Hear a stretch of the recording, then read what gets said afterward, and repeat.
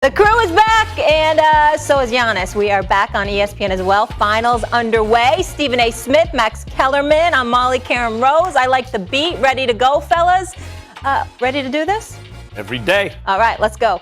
As Stephen A. just mentioned, we got a series, y'all. The MVP showed up and then some as Giannis and the Bucks pull off the franchise's first finals win since 74. Giannis dropped 41, 13, and 60, but he didn't do it alone. Chris Middleton with a big first half, and Drew Holiday also did his thing. The Suns now lead 2-1. It certainly didn't help losing DeAndre Ayton in the third to foul trouble. Giannis, talk to me. Michael Jordan had 4 straight 40-point games against the Suns in the NBA Finals. I'm not Michael Jordan. Is that in jeopardy? I'm not Michael Jordan. 40 points in a straight 2. 4 in a row. Yeah, I've never. No, I'm not Michael Jordan. But all I care about right now is getting one more. That's all. Just take care of business, doing our job. I think that's when we're at our best, when Giannis is at his best. It's a little bit of both. He's a great playmaker. He's a great passer. He's a great screener. He does so many things, and I think when he's conscious of doing a little bit of everything, he's very capable, and that's when he's at his best. All right, Stephen A., you're out there, you're watching these games up close and personal, feeling the energy. Who has the edge now?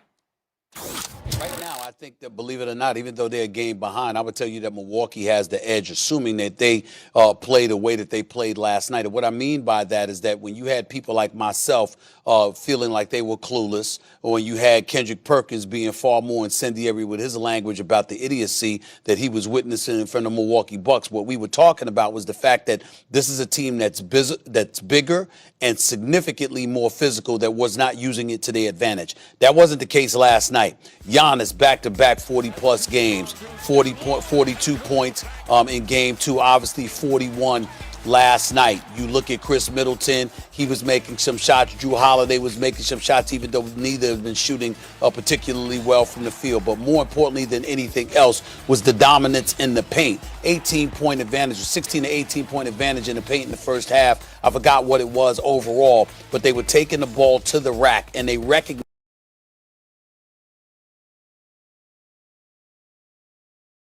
the fact that the Phoenix Suns are compromised health-wise with Dario Saric going down. It's really about DeAndre Ayton because Frank Kaminsky ain't going to give you but so much. So as a result, once DeAndre Ayton went into foul trouble, you had the Phoenix Suns having to incorporate a zone with Jay Crowder in the middle, for crying out loud. And we all know he would be undersized. So Giannis, being the big boy that he is, playing bully ball, that's what ultimately the Milwaukee Bucks did. And if they continue to do that, the Phoenix Suns are going to have that much more of a problem, and everything is going to be on the shoulders of the Devin Bookers and Chris Pauls of the world, because there's very little to nothing that they can do in the interior, particularly when DeAndre Ayton has to guard himself from getting into foul trouble. I got to start with, well, let me answer the question first, and I got to talk about Giannis for a second. Suns still have the advantage. You're not wrong about what you're saying, Stephen A. If Saric isn't there, they don't have. Ayton can wind up in foul trouble if Giannis is aggressive, and that changes things for sure. It changed it last night. Suns still have the advantage because they're up 2-1. They have a better starting 5, and they have home court still. They still have the advantage. But I got to say something about Giannis, because a lot like Chris Paul, and you set it up. You're talking about Devin Booker and Giannis, but I'm looking at this in terms of the storyline. Chris Paul. Could you imagine if Chris Paul didn't win that Game 6, if they would have collapsed, lost the Game 7, every team he's on, they're up 3-1 and they collapse and Chris Paul can't get it done, and instead he totally flipped that script. Could you imagine if Giannis didn't have that performance last night?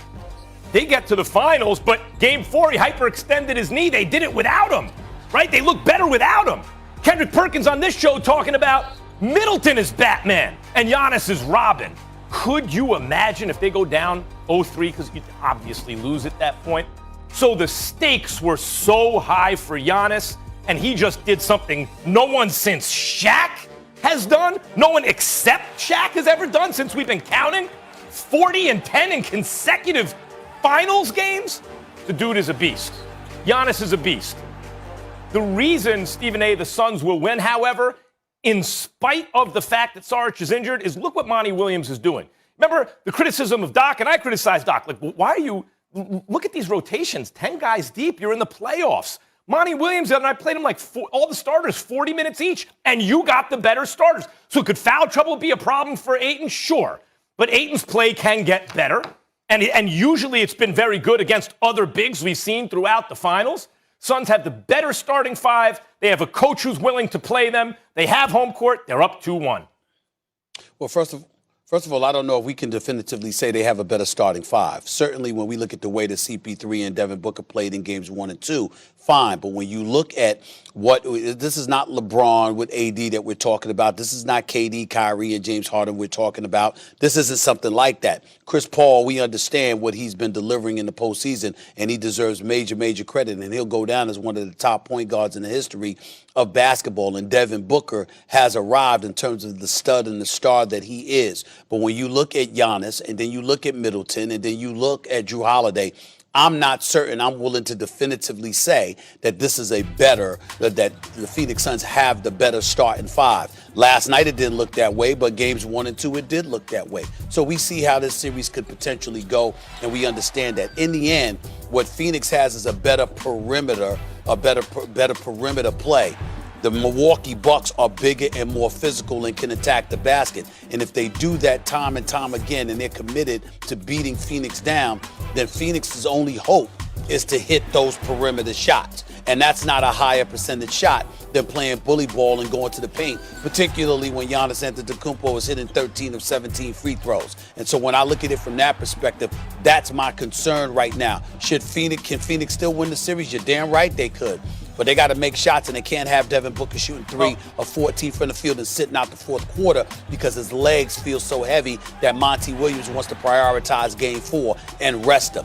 That's a problem. I find it very unlikely, knowing what I know about Devin Booker, what I've seen through his career. I find it very unlikely he's going to have poor shooting night after poor shooting night.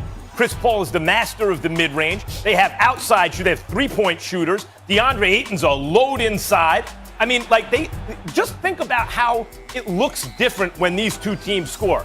When the Suns are going, and they usually are, the buckets are coming easy. Everyone's touching the ball. They're hitting the shots. When the Bucks are scoring, it looks like they have to work twice as hard for those points. I'm not ruling the Bucks out because they got last night's game. I can't rule them out, and they were energized by the hometown. There's no question about it. Home court really helped them. I'm not ruling them out. Until they win a game on the road, they can't win this series, and I wouldn't put it past Phoenix to come back and win game 4 on the road and really cement home court. Well, neither would I, but let's engage in some hypotheticals here for a second, Max. If Milwaukee, which is incredibly conceivable, if Milwaukee wins game 4 and ties this series up 2-2, then game 5 is incredibly pivotal for Phoenix because you're talking about needing to force a game 7, which would be on your home court. And clearly, if there was a game 7, I would pick Phoenix to win a game 7 on their home court. What I'm saying is if Milwaukee ties this series up, then that puts an incredible amount of pressure on Phoenix for game 5. But it's not the Phoenix Suns that started off this series. It's the Phoenix Suns with no backup on the interior. When you look at the fourth quarter and they were down by 25, 26 points, you have Frank Kaminsky out there being kept out there specifically because Coach Monty Williams wanted him out there trying to elevate his confidence and actually kept Chris Paul in the game for like the first 6 or 7 minutes or so of the fourth quarter because you were on a mission to try to get him involved because you know how pivotal he's going to be the rest of this series. Frank Kaminsky. That's where we are when it comes to the Phoenix Suns. That's a legitimate point. That's how pivotal it is because of injury. That's a legitimate point. And you're focusing just on Saric in terms of a little size at least instead of Jay Crowder, although I think in the modern game you could do worse than Jay Crowder at the 5. But, considering the way the game is played nowadays. But Saric actually also helps the Suns' offense, right? In fact, really more usually would help the offense. Maybe in this particular matchup we could talk about him defensively. So, yeah, that's a real loss for the Suns. I still think the Suns are in the driver's seat up in the series and with an all-time great point guard. A guy who played at near MVP levels this year, and a crime partner in the backcourt, Stephen A., who, as I said, I find it extremely difficult to imagine has poor shooting night after poor shooting night when it matters most. Devin Booker smells like a chips on the line player to me. That's fair. And we've seen how he's responded after a poor game when his back was against the wall. Giannis outscored the entire Suns team in the restricted area the past 2 games, 22 of 23 last night. And as for game 4, Bucks favored by 4. Stephen A., let's stay in Wisconsin where there's another bad man. 15 days until Packers training camp.